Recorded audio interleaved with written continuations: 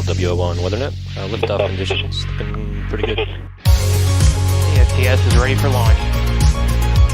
Ignition. Liftoff. Falcon 9 has cleared the tower.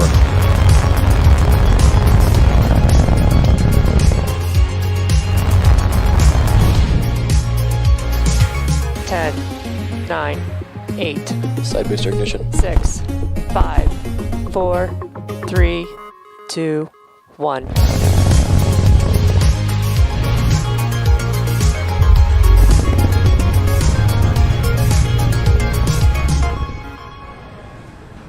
Good evening. It's Friday, October 2nd, and on your screen is a live view of Falcon 9 awaiting its 9:43 p.m. Eastern Time launch from Cape Canaveral Air Force Station in Florida. My name is Jesse Anderson, and I'm a lead manufacturing engineer here at SpaceX. Welcome to our webcast coverage for GPS-3 Space Vehicle 4 for the Space Force. The U.S. Space Force satellites provide mission-critical global access, persistence, and awareness for our national security and have become vital to our global community and world economy. The Global Positioning System, or GPS payload, is one that you're probably familiar with. It will provide a diverse range of navigation and timing services for both civil and military purposes. Today's payload will join 31 operational GPS satellites already on orbit and will help serve over 4 billion users worldwide. Let's take a closer look at the vehicle that will launch the GPS-3 satellite. Now on your screen is a view of Space Launch Complex 40 with Falcon 9, which is our two-stage liquid-fueled launch vehicle, getting ready for launch.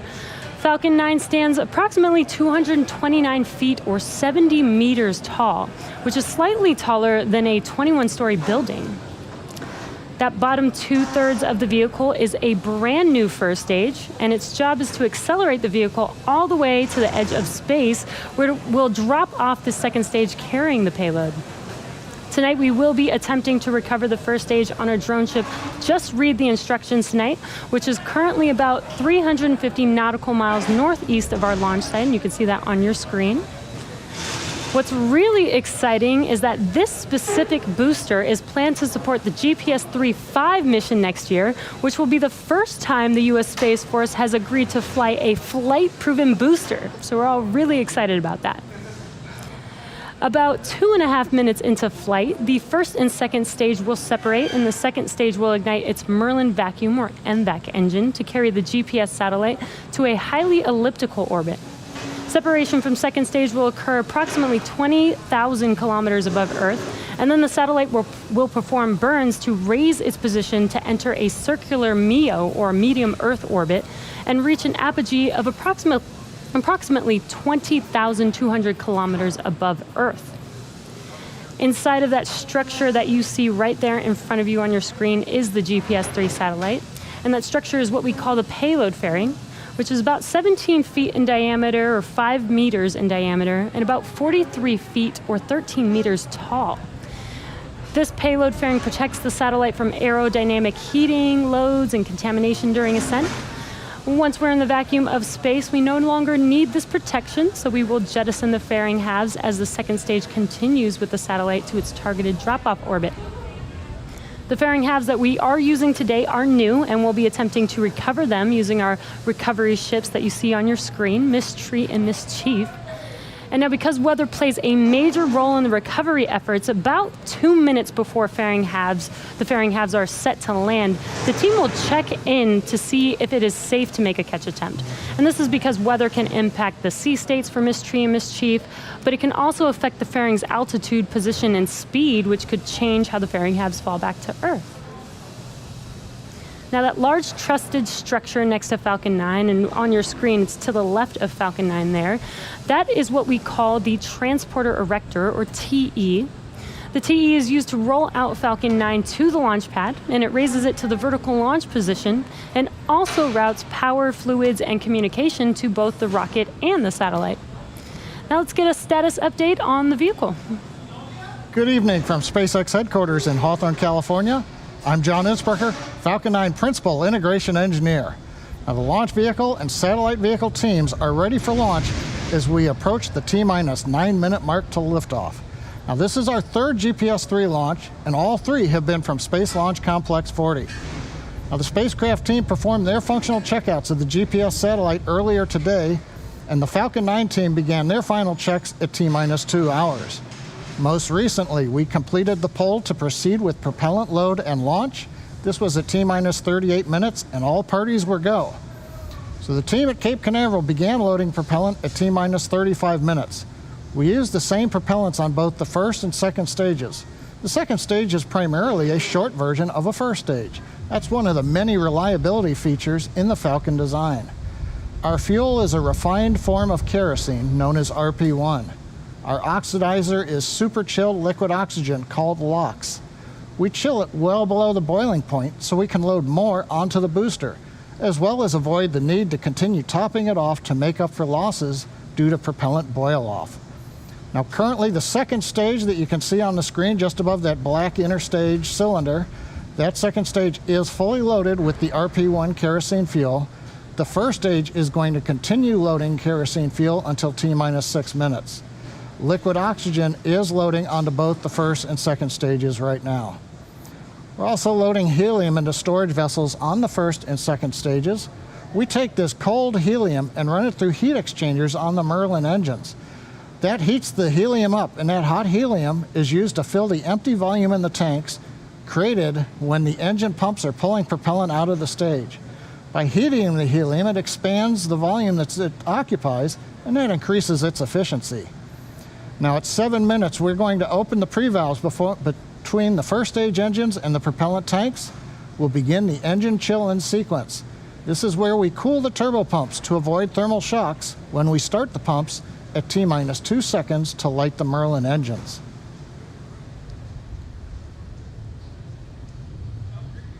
And we're inside 7 minutes, and we've heard the call that engine chill has begun right on time. On the GPS spacecraft, the team has transitioned the GPS spacecraft to internal battery power. That finished at about T-minus 13.5 minutes. That is their last major activity that's required before launch. On the range, the eastern range is ready to support. They are green and go. And the good news on the weather, while we've been dodging thick clouds that may have forced a launch scrub, for the moment the weather officer believes that the cloud layers are thin enough and may just get past us that we aren't going to have an issue. We'll continue to listen, but 6 minutes and 19 seconds to go, we should be able to get there. Now, if we do have to call a hold on today's launch, we have a backup opportunity tomorrow. Liftoff would be a few minutes earlier at 9:39 p.m. Eastern Time. But right now, all systems continue to be go for a liftoff just past 43 minutes after the hour. As we mentioned earlier, today's mission is for the U.S. Space Force launching the GPS-3 Space Vehicle 4 payload. Now we'll hear from the Air Force's Lieutenant Colonel Margaret Sullivan and Lockheed Martin's Tanya Ladwig for more information on tonight's payload.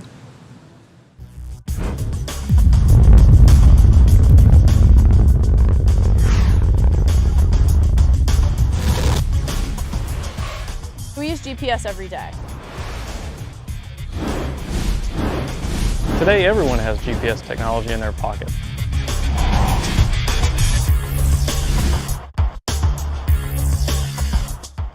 It's 25 years of space-based position, navigation, and timing, supporting the entire world. GPS touches the lives of everyday people all the time.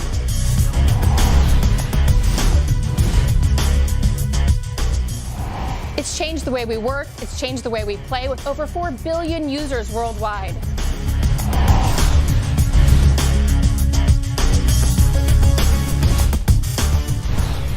We're already preparing for the next generation of GPS satellites with our GPS-3 follow-on contract, and we're inserting greater technology for greater capability.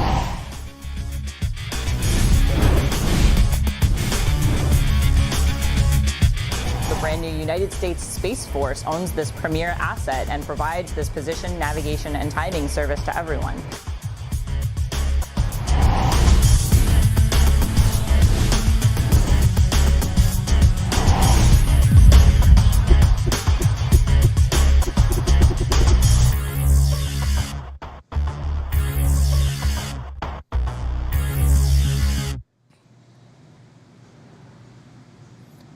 We're just over 4 minutes from liftoff, Everything continues to be go for launch.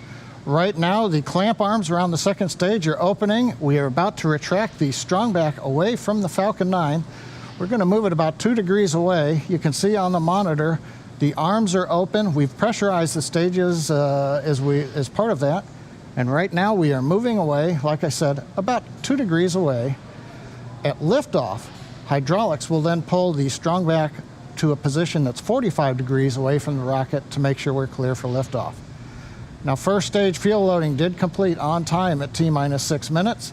We're waiting to hear first stage LOX load complete at T-minus 3, and then a minute later, LOX loading on second stage.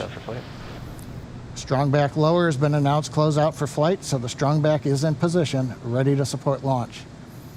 At 1 minute before liftoff, you're going to hear the announcement Falcon 9 is in startup. That means the rocket's own internal computers are autonomously controlling the Falcon 9 countdown. Coming up on 3 minutes, waiting to hear how LOX loading is going.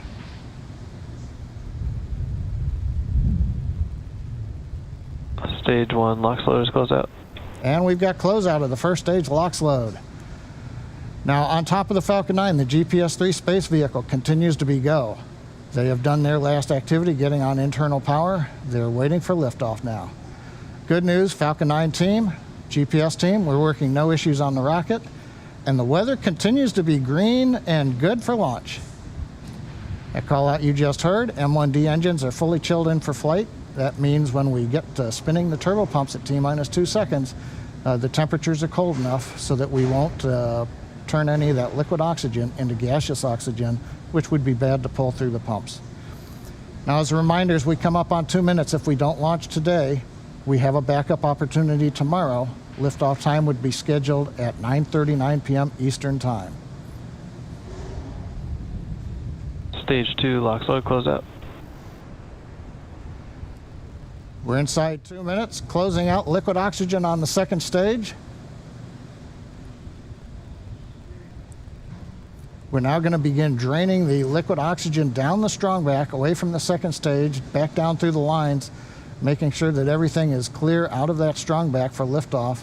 And that's what's going to be creating the white clouds that you can see around the rocket right now coming off of the strongback as we vent the gaseous oxygen that's very cold, and it meets the warm, humid Florida air, and you get the big white clouds of condensation. That's normal for us. Next major activity again at T-minus 1 minute will be in startup. First and second stages will also begin to pressurize for launch.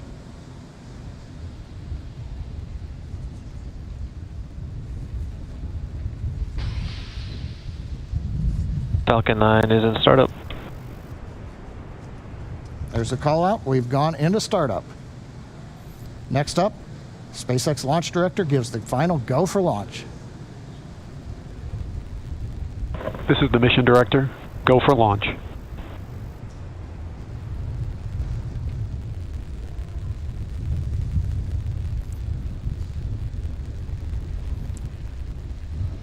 We're coming up at T-minus 30 seconds. Everything looking good. All systems are go for launch of Falcon 9 with the GPS-3 space vehicle number 4.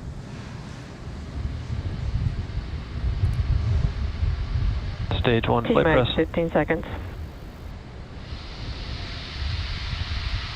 10, 9, 8, 7, 6, 5, 4, 3, and we have an abort. All agencies stand by.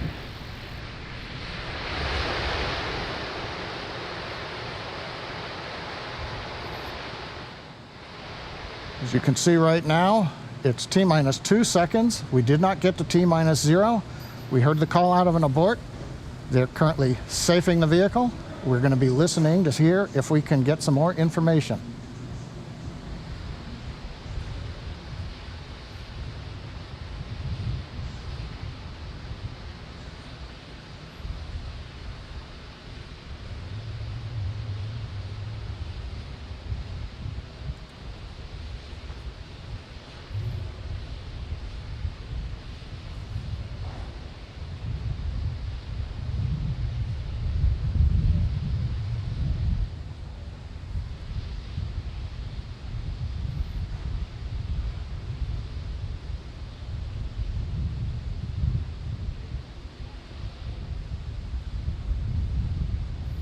John Innsbrucker back again.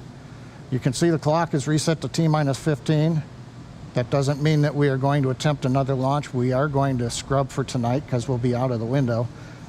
However, that's where the clock resets to as they begin safing the vehicle. Right now the team is busy making sure that the automated sequences to safe the launch vehicle are underway. We did not get down to T0. We did not try to launch. We had the abort, as you saw on the screen, at about T-minus 2 seconds, which is just the start if we get into the engine ignition sequence. Now for Falcon 9, lighting rocket engines and then shutting them down is fairly normal. We do this in Texas when we test the stages. We also do this when we static fire the Falcon 9 on the launch pad, as we did with this rocket several days ago. So going through the sequence to safe the vehicle is fairly standard for the launch team. We're hoping that we may get an announcement from the launch director a little bit later over the countdown net.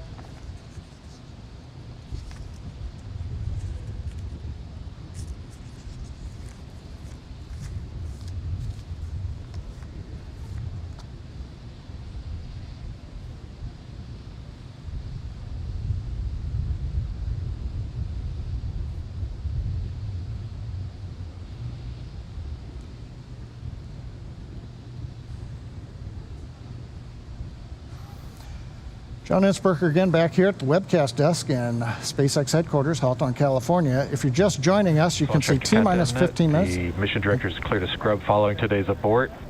Stand by for discussion on recycle. We've just heard the SpaceX launch director on the countdown net announce what we talked about earlier. We have a scrub for the evening. If you are with us, we got down to about T-minus 2 seconds approximately. We haven't seen the actual shutdown time. We were just starting the engine ignition sequence when we had a hold. We then began safing. We did not get into lighting all 9 of the Merlin rocket engines. Right now we're waiting to hear if there's anybody else coming up on the countdown net, but it doesn't appear so. So we did hold the countdown at about T-minus 2 seconds. Because our window only lasted 15 minutes tonight and we don't know how to quickly solve the issue and try to recycle the launch, plus we had already loaded propellant and we can't hold once we do that, we are scrubbed for the night, as you heard just a moment ago from the SpaceX launch director on the countdown net. We're going to hold on for just a little bit more, see if we can bring you any other information. Right now we're still waiting to find out whether it was a ground or a flight vehicle issue that caused us to hold the countdown and scrub for the night.